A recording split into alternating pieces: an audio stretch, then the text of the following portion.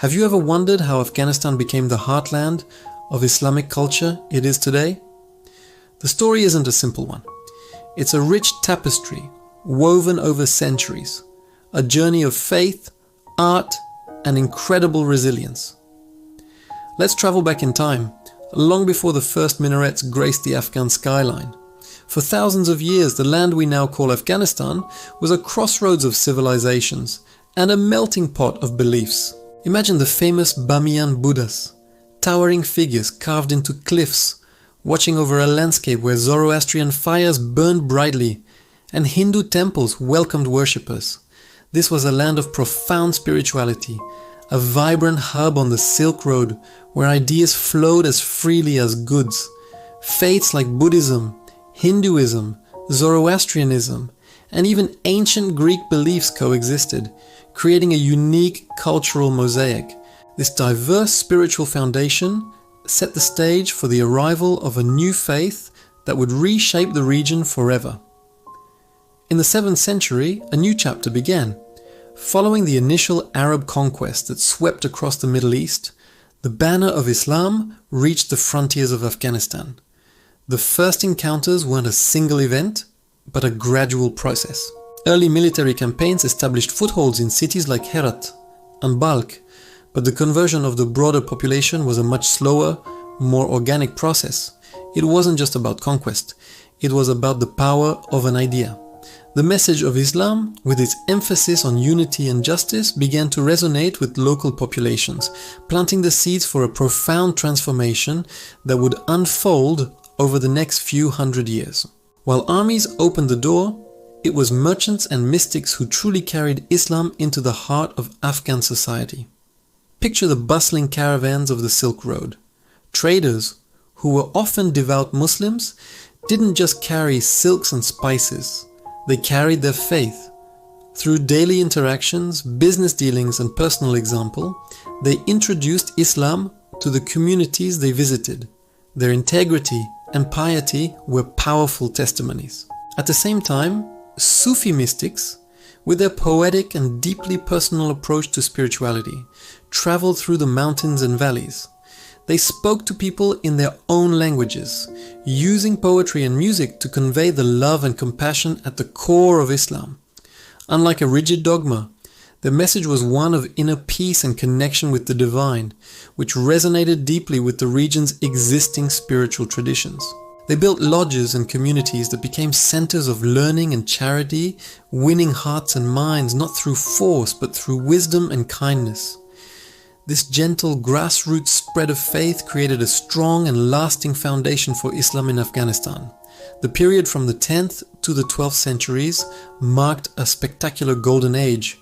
This is when Afghanistan truly became a powerhouse of the Islamic world, under the rule of two influential dynasties, the Ghaznavids and the Ghurids. Under Sultan Mahmud of Ghazni, the city of Ghazni was transformed into a dazzling center of culture, rivaling Baghdad and Cairo.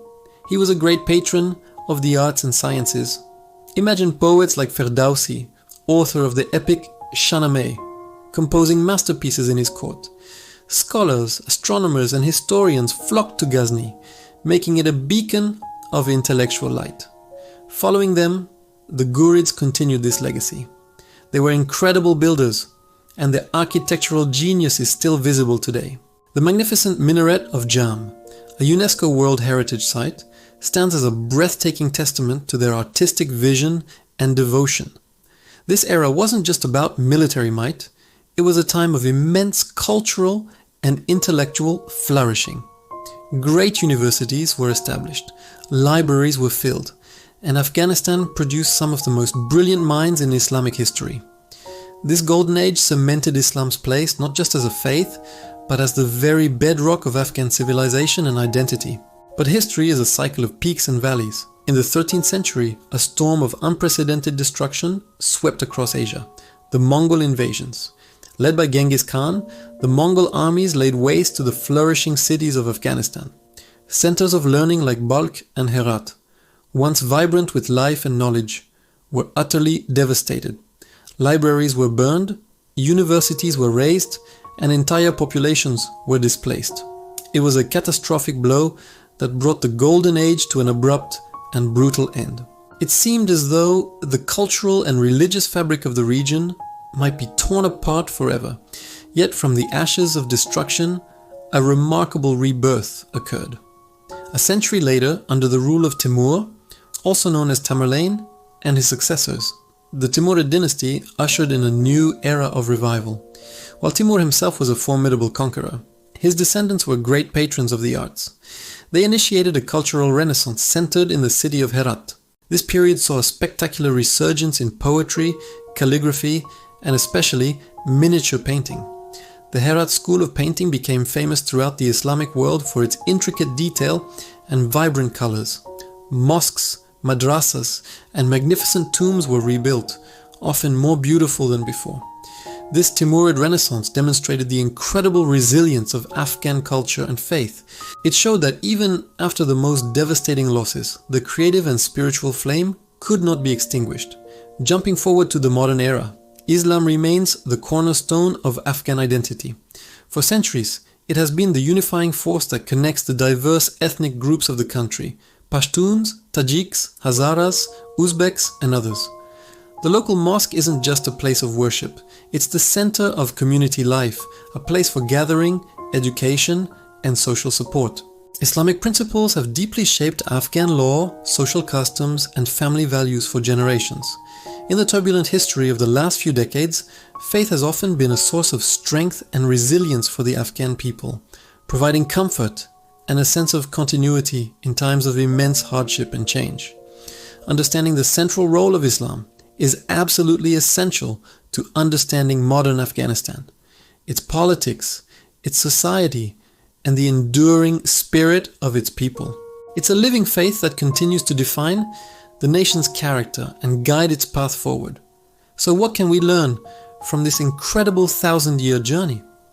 The history of Islam in Afghanistan is a powerful story of resilience. From the diverse spiritual landscape of the pre-Islamic era to the golden ages of the Ghaznavids and Ghurids, through the devastation of the Mongol invasions and the glorious Timurid rebirth, faith has been a constant anchor.